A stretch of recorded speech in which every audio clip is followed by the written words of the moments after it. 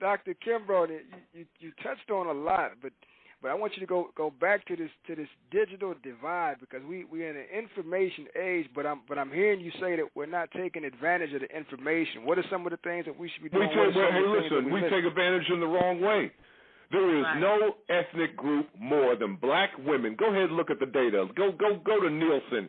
Google Nielsen, and they will give you all the data on anything that you want between Nielsen and the Census Bureau. No group except black females between the ages of 13 and 19 use more cell phone minutes. So I have no problem with that. Baby doll, if you got a cell phone and there's only two things you can do on that cell phone. Number one, you can gather information. I don't care what time of day that you boot on that cell phone, whether it's 2 o'clock in the morning or 2 o'clock in the afternoon. Are you ready for this? No matter what time you boot up, there are 2 billion other people online with you. Now, you can use that audience of 2 billion other people to share your idea, to share your vision, to start a business, to talk about your product or service, or you can use that 2 billion people to go ahead and gossip, and that's what we are doing. Now, I have no problem with that. If you got a cell phone and you want to go on Facebook and you want to go Real Housewives of Atlanta and you want to gossip, that's your business. You go do your business. I'm not here to judge people. I don't judge people. I relate to people. But I have a big problem when you're giving your money away to AT&T, to Sprint, and I have black kids walking into my class saying, Dr. Kimbro, I won't see you next semester. Why, baby doll? My mama can't afford the tuition. I got a big problem with that. You got to leverage that. So if you're going to spend your money with AT&T, well, damn it, I got to see some Verizon or AT&T scholars in my classroom. I got to see it. I got to see some Sprint scholars in my classroom. I got to see some T-Mobile scholars going to CAU on full ride in my classroom.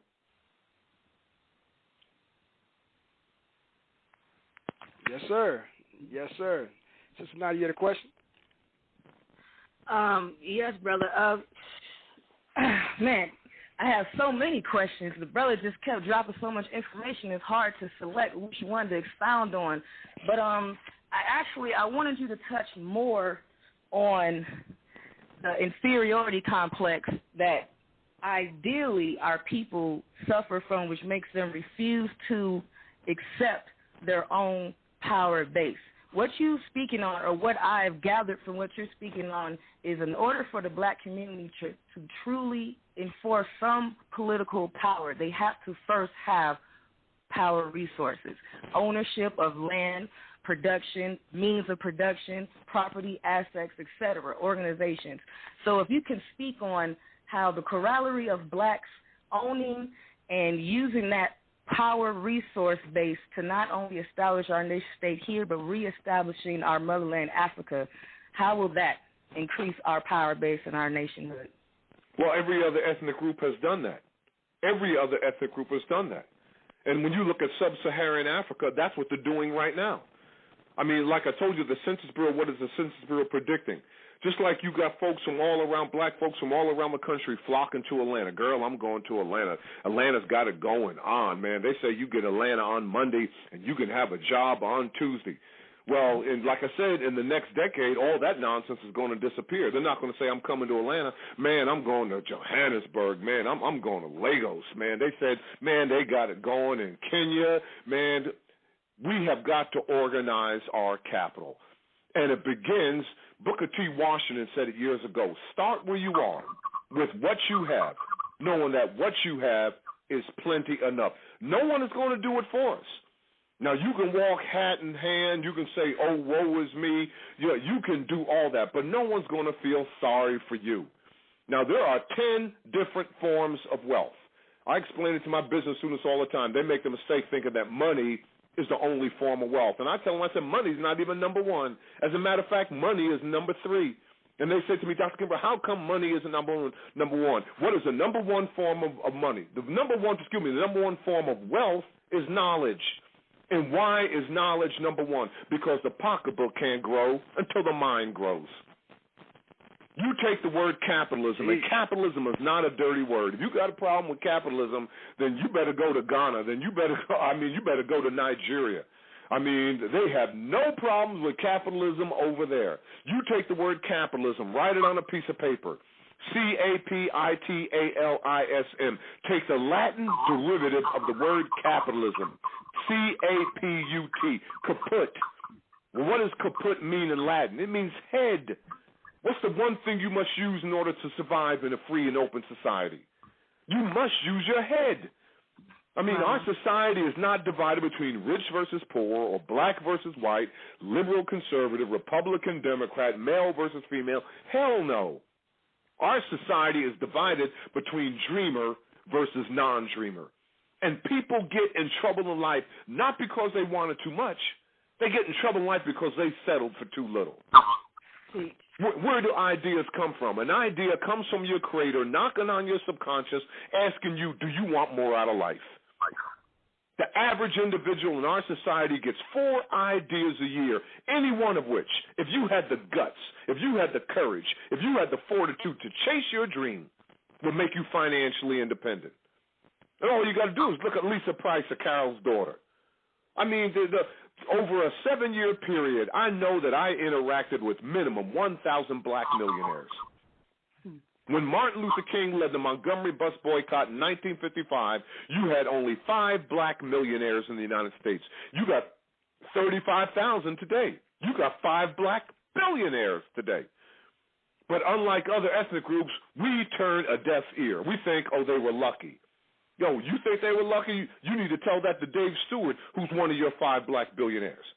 You need to tell that to Tyler Perry. I asked Tyler Perry, I said, Tyler, how in the world did you go from sleeping in your car in New Orleans and sleeping in your car in Atlanta, Georgia, to building a $45 million production studio? He said to me, nothing but the grace of God. I spent 2 days with Kathy Hughes, one of your black billionaires, when she bought her first radio station for the first year.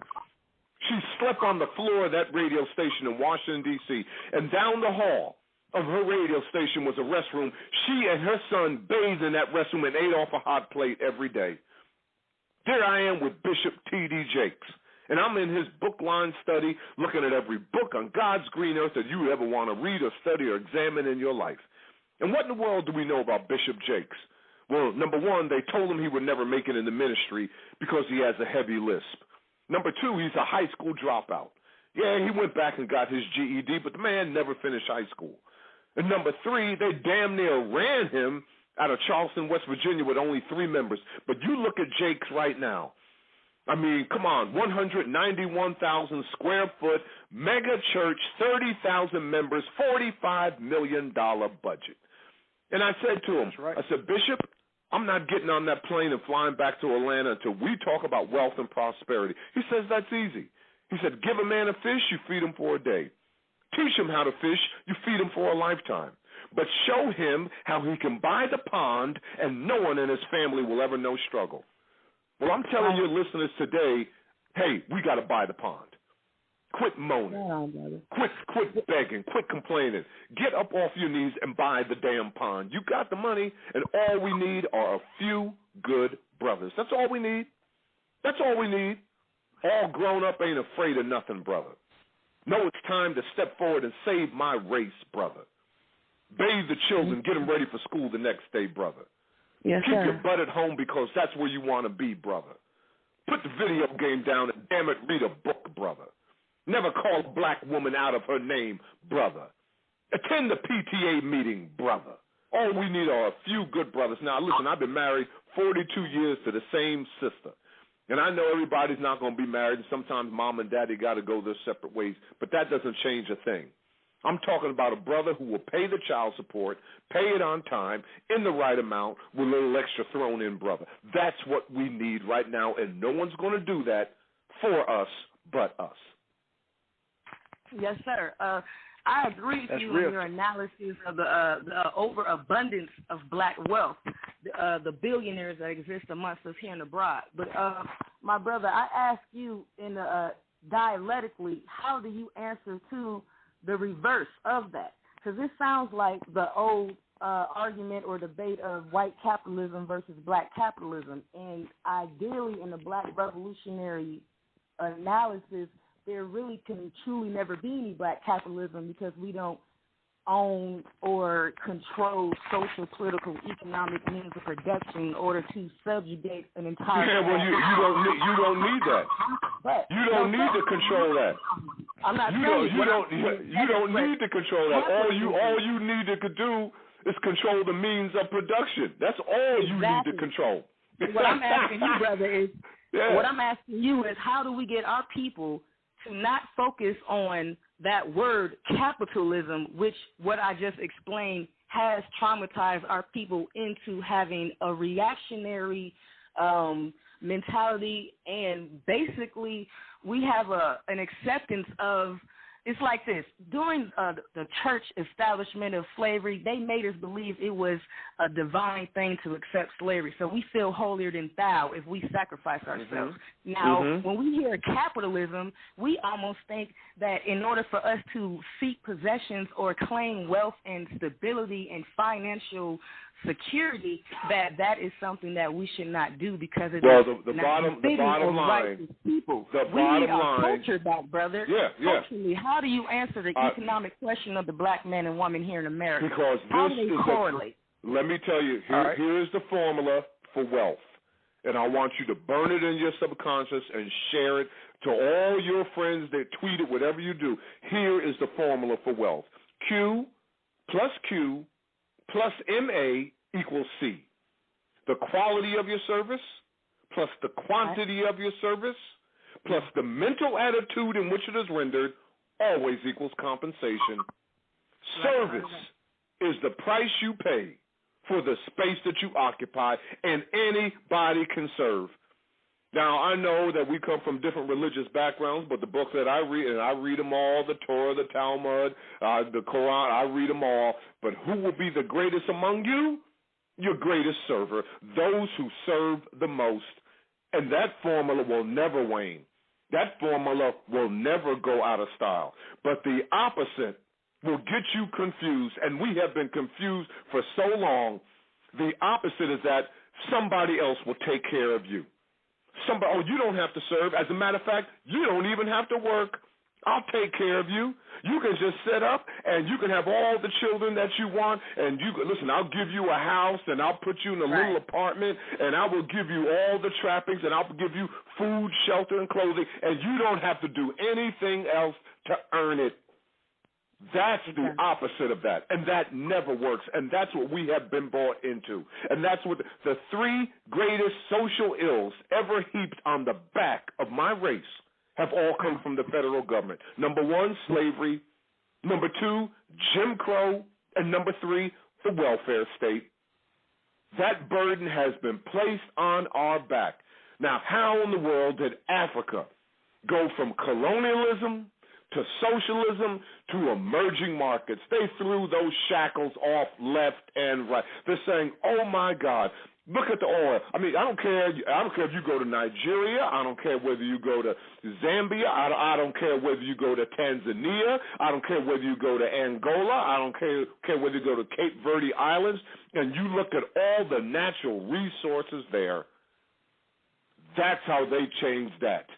Now, you got 5 black billionaires in the United States. You got 16 in Africa, and they are making their voices heard.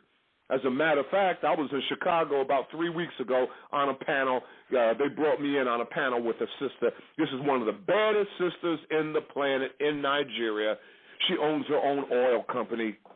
You need to check her out. Folaruza Alakajia, bad sister. She ain't even 50 years old. You want to, get on her level. Well, you got to speak her language. And what is her language? Girlfriend doesn't lose money. She's got too many things to do. She got people to educate. She's got to build institutions. She's one of the 16 black billionaires in Africa, and she's making a difference. Flew in from Nigeria on her own private jet, brought her entourage with her. She said, no, you don't send me a commercial airline ticket. I come in on my own jet.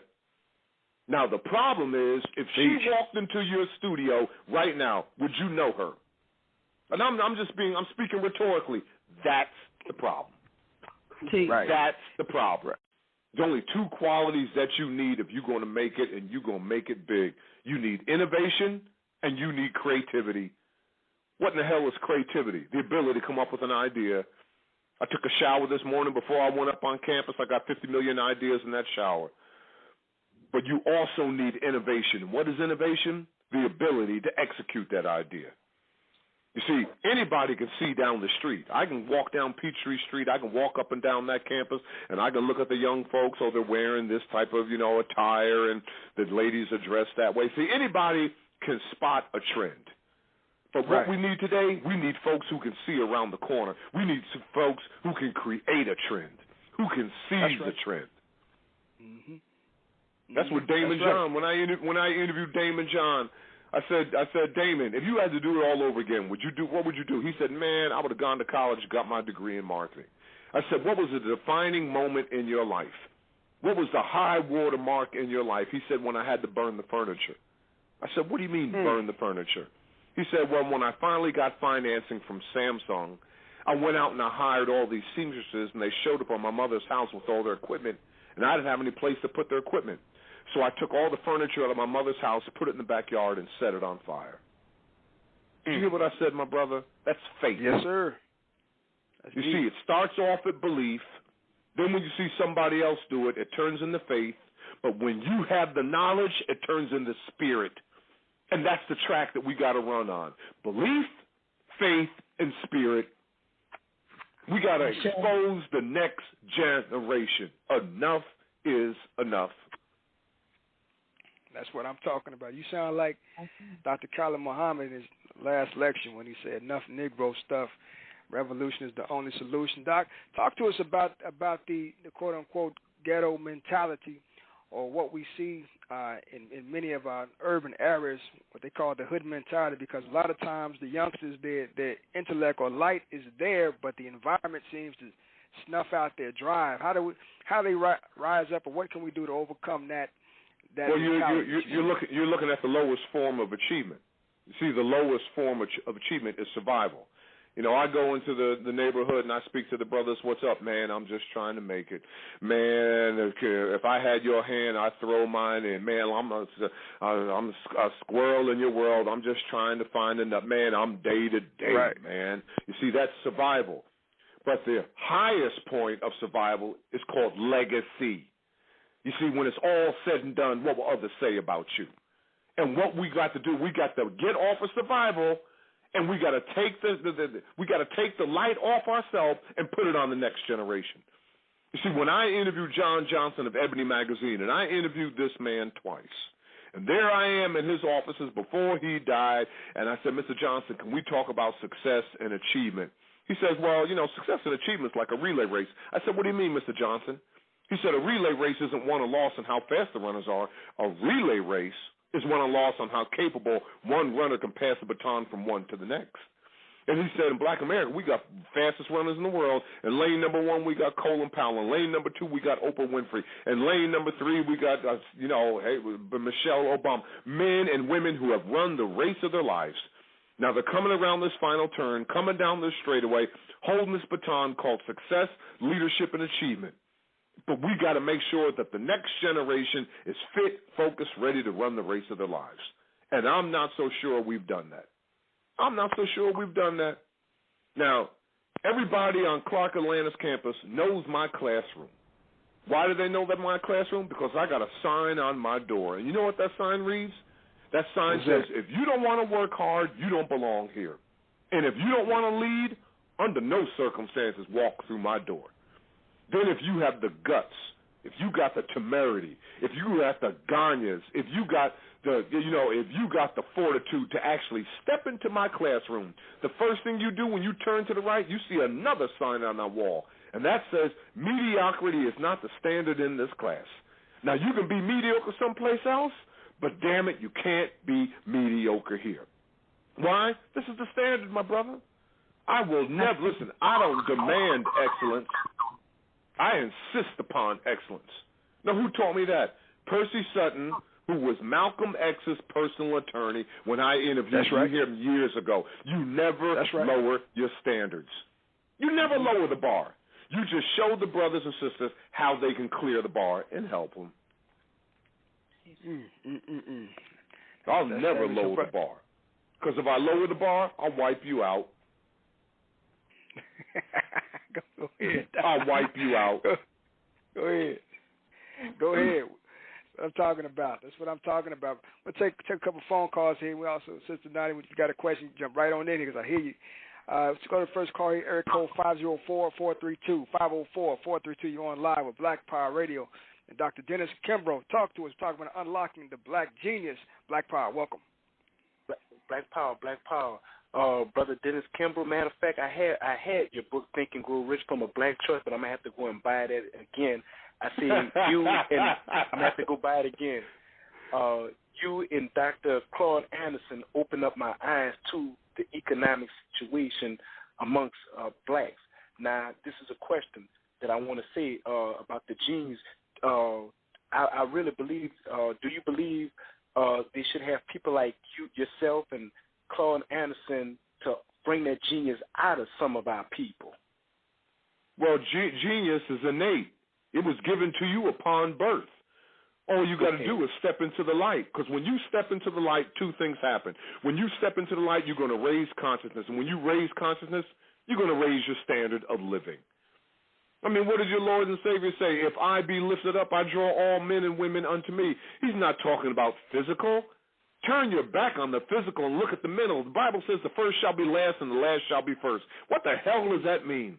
Well, we live in a society that values the physical. Until I see the BMW, until I see the $300,000 house, until I see the Air Jordans, I won't believe it. Well, the Bible says the physical that you have first, put last, and the mental that you have last, put first, because everything occurs to you twice in life. First the inner, then the outer. First the thought, then the thing. First the mental, and then the physical. And that's what we have got to do. We put too much emphasis on the physical. And you look at our buying habits. Everything's about the physical. I mean, you look at black males are 6% of the population. We buy more than 1 out of 5 pairs of Nike shoes that they manufactured. Did you hear what I said? We are 6% of the population. We buy more than 20% of Nike shoes. Now, I'm not saying that if you want to buy Nikes and the Air Jordan and LeBron James, be my guest. Hey, I'll give you a ride to Foot Locker. Go in there, buy all the shoes that you want. But I have a problem when I interviewed Harry Johnson. See, we don't even know who Harry Johnson is. He's the brother who raised the $120 million for the King Memorial. And it took him 7 years to raise the $120 million. And when I interviewed him and he told me who gave to that memorial and who didn't, now I got a problem. Soon as he took controls of the King Memorial, General Motors stepped to the table and gave $10 million. He asked Tommy Hilfiger for $5 million. Hilfiger said, I'm not going to give you $5 million. I'm going to give you $6.5 million. Toyota gave $2 million. Honda gave $2 million. But are you ready for this? Nike and Adidas didn't give him a dime. Nike and Adidas told him no. Man. When you buy 20% of those shoes, and then they're going to tell you no? Black women, you are 6% of the population. You buy 27% of all shoes and cologne manufactured here in the United States. Now, I got 3 daughters. I don't tell them what to buy and how to spend the money. Go ahead. I have no problem. But if you're going to buy the red bottom shoes, the red bottom shoes, some of the kids who walk in my classroom got to be going to school on the red bottom shoe academic scholarship 4-year full ride. Every other ethnic group does that. We don't do it. We are 6% of the population. We buy more than 30% of movie theater tickets. More than 30% of movie theater tickets. How many kids are walking into my classroom on the Warner Brothers Scholarship? No. How many kids in my classroom on the King Gates Scholarship? No. How many kids are going to graduate the second week of May and they had a full ride 4-year Universal Studio Scholarship? No. You look foolish, and no one wants to look foolish. You look foolish. I don't want wants you to look foolish. Every other ethnic group does that. And they'll do it. They'll tell you to a face. You think I'm kidding? Go ahead and start a business in the Asian community and tell me the results of it. Just walk into the Asian community and tell you're going to start a hair care business. You'd be lucky to come out in one piece. It's real talk. No one wants to look foolish. Will you raise your level of vision? You see with your mind's eye, my brother, because your physical eye will lie to you. If we stood on railroad tracks and we looked down the train tracks, you would say, Dr. Kimbro, looks like the tracks are coming together. But the tracks never come together, otherwise the train would fall off the tracks. You come to Georgia and let's go to Savannah and look out across the Atlantic Ocean. You would say, man, it looks like the sky and the water meet. Well, the sky and the water never meets because there'd be no such thing as gravity if the sky and the water meet.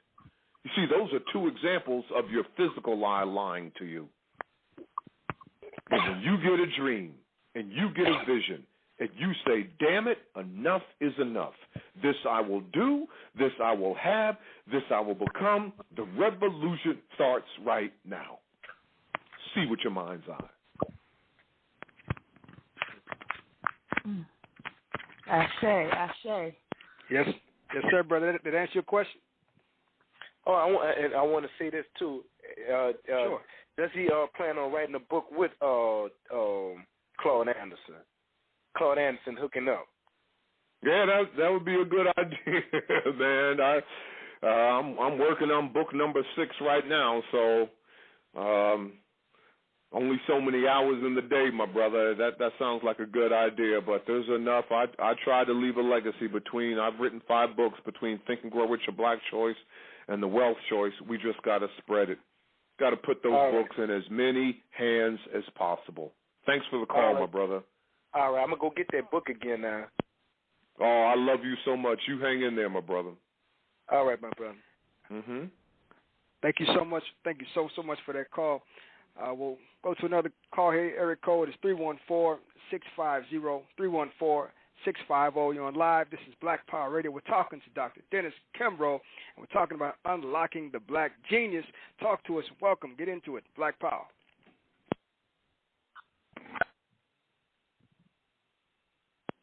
Call 314-650. You there?